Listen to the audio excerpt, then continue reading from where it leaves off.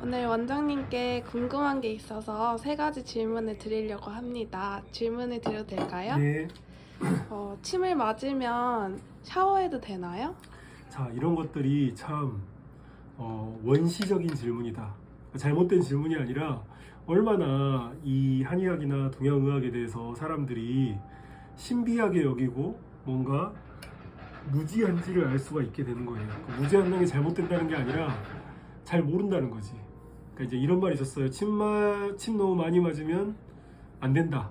아니면은 침 맞고 나서 샤워하거나 씻으면 안 된다. 그런 얘기를 하는데 이제 그거는 영양과 위생이 열악했던 6, 70년대, 7, 80년대 얘기고 지금의 영양과 위생이 비약적으로 발전했기 때문에 그런 걱정은 전혀 안 해도 된다. 침 맞고 나서 바로 샤워해도 되고 바로 씻어도 되고. 근데 뭐 항암 치료 중에 면역력이 굉장히 극도로 저하되어 있는 사람은 그러지 않아야 되지만 그거는 침을 맞아서 그런 게 아니라 뭔가 다른 어떤 운동을 할 때도 바로 씻으면 안 돼요. 체력이나 면역력이 많이 떨어져 있기 때문에. 그리고 또 하나 더, 지금은 영양과 위생이 비약적으로 위생 얘기가 나와서 하는 말인데 영양과 위생이 비약적으로 많이 발전돼 있어서 요즘은 풍요병이 많아요. 풍요병은 넉넉하고 풍족해서 생기는, 그게 과다해서 생겨나는, 영양 과다때로 인해 생겨나는 질환이고 지금 2026년이잖아요. 네. 그럼 1970년대, 80년대 빈곤병이 대세야. 다 영양 결핍으로 인해서 영양 불량 상태로 영양 실조로 문제가 되는 경우가 많았다고. 네. 그게 가장 대표적인 게 뭔 줄 알아요? 결핵이에요, 결핵. 근데 지금 풍요병이 대세가 됐는데 결핵이 있어요, 없어요? 대한민국 질병 1위가 결핵이었는데 지금은 결핵이 없어. 물론 한 1, 2년 전에 막 결핵이 약간 조금 유행하려고 하는 게 있었지만 지금은 영양 과다로 인해 문제 생겨나는 것들은 다 대사질환이라서 뭐가 1위야? 뭐가 1위일 것 같아? 지금요? 뭐가 1위일 것 같아? 풍요병 중에서. 빈곤병 중에 1위가 결핵이라고 했잖아요. 암이야, 암. 그러니까 암은 대사질환이고 암자가 어떻게 되냐면 한자를 보잖아요. 병질 엄자에 입구자가 3개가 들어가 있어. 그 말은 무슨 말이야? 너무 많이 먹어서 생기는 질환이라고. 너무 많이 먹어서 우리 몸이 그거를 제대로 분비, 배출, 소화, 흡수를 못하니까 그걸 어떻게 해요? 그 독소를 내버려 두면 우리 몸이 썩어가니까 중성세포에 넣어가지고 지방으로 전환을 시켜서 된 게 뭐야? 살이지, 살. 바로 암으로 안 가지. 그래서 살이 계속 찌고 살이 계속 쌓였는데 더 이상 그 살이 찔 공간이 없고 배출이 안 되고 그리고 스트레스 과다로 교감신경이 항진되고 잠을 못 자고 이런 스트레스 환경이 계속돼서 활성산소가 증식된 다음에 면역력이 떨어지면 그때 암이 되는 거예요. 암세포는 지금도 매일 4, 5천 개씩 생겨나요. 10대, 20대, 30대에도 40대, 50대에도 매일 4, 5천 개씩 암세포가 생겨나는데 우리 몸의 정상 면역력이 그걸 통제하고 제거하고 대식세포가 잡아먹고 이 유전자 돌연변이가 된 DNA를 제거해 주기 때문에 안 커지는 거야. 갑자기 우리 몸에 암이 하나도 없다가 갑자기 뿅 하고 생겨나는 게 아니라. 근데 침치료 맞으면 씻으면 안 된다는 얘기에서 내가 왜 이 얘기를 했냐면 위생 얘기 때문인데 그럼 결핵이 사라진 이유가 뭘까? 깨끗해져. 그래. 근데 사람들은 어떻게 생각해요? 결핵약이 개발이 돼서 결핵 백신을 맞고 결핵이 사라졌을 거라고 생각해요. 그래서 사람들이 이 현대의학, 서양의학, 동양의학도 마찬가지인데 뭔가 드라마나 책을 너무 많이 봐가지고 잘못된 그런 고정관념이 있어. 뭔가 신비의 약초를 먹으면 내가 불로장생할 수 있고 난치병, 고질병도 씻은 듯이 나을 거다. 결핵을 낫게 해준 거는 위생이랑 영양이야. 영양이 보충이 되고 위생 상태가 개선이 되니까. 네.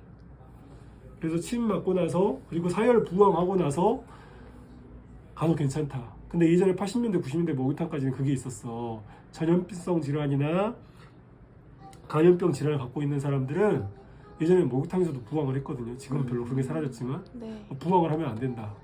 그리고 또 심장 질환 있는 사람들은 사우나 오래 하면 안 된다.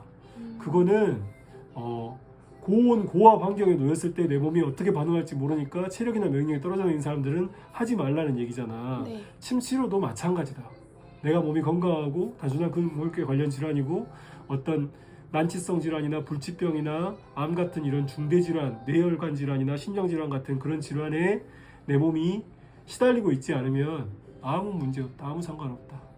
감사합니다. 다음 질문도 비슷한 질문인데요. 예. 그러면 임산부는 침을 맞아도 되나요? 임산부 침 맞아도 되죠. 임산부가 문제가 되는 건 뭐냐면은 화학적인 자극이에요. 화학적인 자극. 화학적인 자극이라는 건 뭐냐면 약이 들어가면 안 된다는 거야. 물론 뭐 모체 수직 감염을 막기 위해서 B형 간염 백신 같은 B형 간염 약 같은 경우를 임산부가 복용하는 경우도 있긴 한데, 이게 우리가 수현 씨도 간호학과 다니고 있지만 의학에 대해서 의학을 불신할 필요도 없지만 환상을 가질 필요도 없어. 약물이 들어오잖아요. 네. 우리 몸이 어떻게 대사되는지 아직 확인된 게 없어. 임산부가 어떤 약을 먹었을 때 그게 어떻게 악영향을 끼치고 태아에 영향을 끼칠지 모르니까 먹지 말게 하는 거야. 근데 침 치료는 뭐냐? 물리적인 자극이야. 네. 그래서 지금도 임신하신 분들이 두통이 있거나 머리가 아프거나 허리가 아프거나 하신 분들은 침 치료 받으러 오신다. 침은 물리적인 자극이지 화학적인 자극이 아니니까. 대신에 이것도 물리적인 자극도 임산부가 저기 누구야, 연예인 누구 이름을 대면 다 알겠지만 하프 마라톤을 뛴 경우도 있어요. 임신 7개월 8개월인데 네. 그건 굉장히 드문 경우고, 임신했을 때 과도한 운동이 안 좋은 것처럼 적절한 운동은 좋지만 당연히 침 치료도 강자극을 하거나 몸에 부담을 주는 정도로 하면 안 되지만, 그럼 치료를 안 받아. 두통이 있어, 임신성 당뇨가 있어, 임신 때문에 허리가 아파, 그럼 그걸 내버려 두면 그것 때문에 체력이 떨어지고 면역력이 떨어지면 그것 때문에 또 태아한테 영향을 끼치기 때문에 적절한 운동이 도움이 되는 것처럼 적절한 침 치료도 도움이 된다. 그래서 침이라는 게 바늘로 내 몸을 찌른다고 생각하니까 고통스럽고 뭔가 이게 어떻게 내 몸을 좋아지는지 잘 모르겠다라고 생각을 하니까 이제 이런저런 궁금증이나 불안감이나 이런 것들이 생겨나는 건데, 치료의 일환이고 그냥 운동과 스트레칭과 같은 종류의 것이다 라고 생각을 하면 돼. 스트레칭도 좋지만 과도한 스트레칭을 하고 충분히 몸이 예열이 안 돼 있는 상태에서 과도한 스트레칭을 해서 생겨나는 게 뭐예요? 요가가 다치는 게 그런 경우야. 내가 원래 관절을 굴신하고 가동할 수 있는 범위보다 더 많이 내 몸이 유연하지 않은데, 내 몸이 아직 따뜻해지지 않았는데 차가운 상태인데 그랬을 때 부상이 있는 거랑 똑같다. 좋은 답변 감사합니다. 이제 마지막 질문입니다. 한약과 양약을 같이 먹어도 되는지 궁금해요. 자, 일단은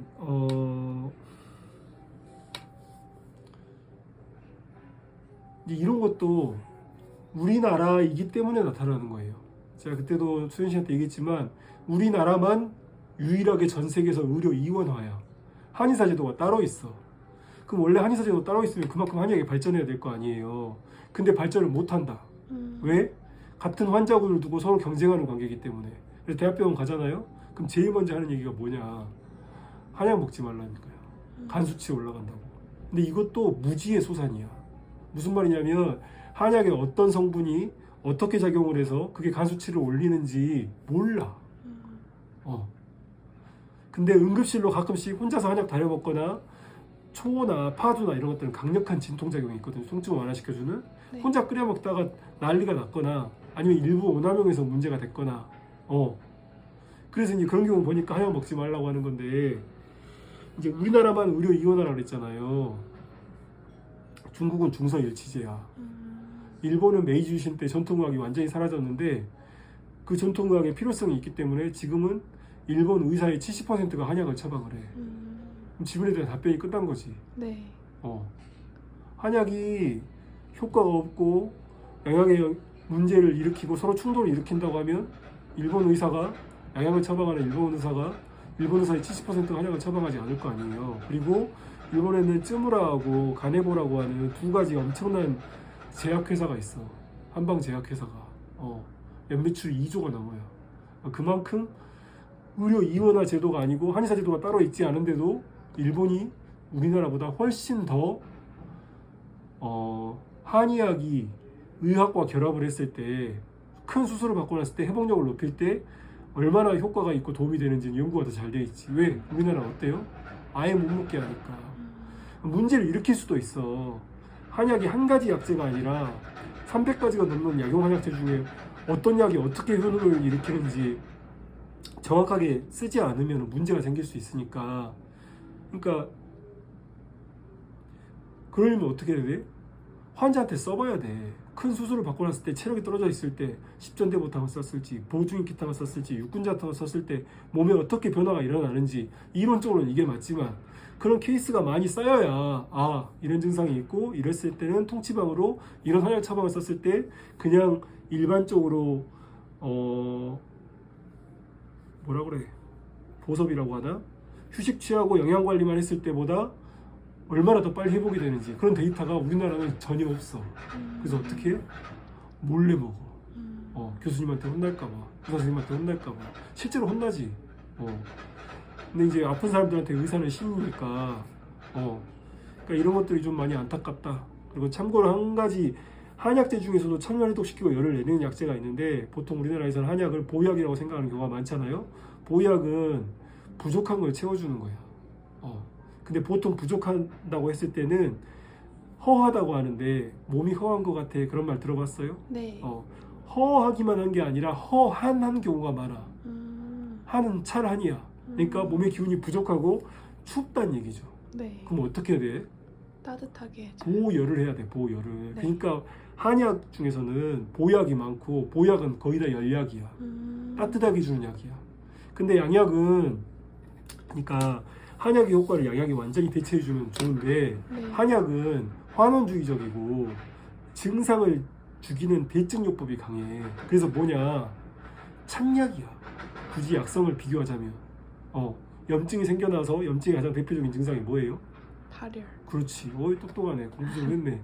염증의 3대 소견이 첫 번째가 발열, 두 번째가 스웰링, 부종, 세 번째가 레드니스, 발적, 네 번째가 요즘은 4대 증상이라 해서 디스펑션이라고 하나? 기능 이상까지 같이 포함하는데 열이 난다는 거는 그러니까 이것도 좀 그래. 열이 난다는 거는 몸에 이상이 있는데 그 이상을 내가 이겨내기 위해서 발생하는 게 열이야. 염증이야. 그러니까 염증은 미세염증 같은 경우에는 우리 몸이 스스로 이겨낼 수 있게 도움만 주면 돼. 근데 이제 소염 진통제 같은 경우에는 거기다 찬물을 끼얹어 가지고 불을 꺼버리는 거지. 그러면은 증상은 사라지는데 문제는 뭐냐? 그 염증을 스스로 이겨낼 수 있는 내 몸에 기억이 안 돼 있어. 백신처럼. 그럼 그 다음에 어떻게 해요? 쉽게 염증이 또 발생한다고. 염증이 발생하기 직전 단계에서 내 몸이 이겨내는 거를 기억을 못 했으니까. 그럼 또 약이 찌들게 되고. 그래서 양약은 찬약이 많다. 그러니까 이게 서로 대칭적인 게 아니라 상호 보완이 될 수가 있어. 한약 같은 경우에는 만성 질환에 기력이 떨어져 있고 면역력이 저하되어 있는 상태에서 면역력을 끌어올려 줄 수 있는 쪽으로. 근데 양약은 그런 게 없거든. 비타민, 포도당 이런 거 말고는 없거든. 그리고 이제 한 가지 더. 이게 표준 치료에 대한 사람들이 환상을 가지고 있는데 표준 치료라는 건 뭐냐면 이 병원을 가나 저 병원을 가나 치료가 똑같은 거야. 그래서 이거는 당연히 이 증상이 나타나면은 이 약을 먹어야 되고 저 증상이 나타나는 게 저 약을 먹어야 되니까 통합적이고 통치가 되어 있다. 근데 한의원에 가면 진단이 다 달라. 원장님마다 사람을 보는 눈이 다르니까. 그리고 치료하는 약재가 미세하게 달라. 이거 좀 비과학적이지 않냐? 통합 뭔가 좀 일치하지가 않는다고 하는데 원래 의사, 양의사 선생님들도 다 사람을 환자를 보고 자기가 보는 관점에서 치료를 했어. 그럼 표준 치료가 언제 생겨났냐? 언제 생겨났을 것 같아요? 잘 모르겠습니다. 표준 치료가 생겨난 거는 뭐 사람마다 시시비비가 있을 수는 있는데 포드가 제약회사를 만든 후부터 표준 치료가 생겨났어. 그게 무슨 뜻인 것 같아요? 약을 처방하기 그래, 약을 위해서. 팔아야 된다라고. 약을 팔아야 돼. 그러니까 이 증상이 나타나면 물론 이제 편의성도 있지. 쉽게 약을 구해가지고 바로 그 전에는 자연 한의사가 하는 것처럼 일반 의사 선생님도 자연식 이런 음식을 보니까 좋다더라. 이런 운동을 하니까 좋다더라. 그리고 약은 이런 게 있으니까 이럴 때는 이런 약을 먹고 저럴 때는 저런 약을 먹고 그렇게 약을 많이 권하지 않았다고.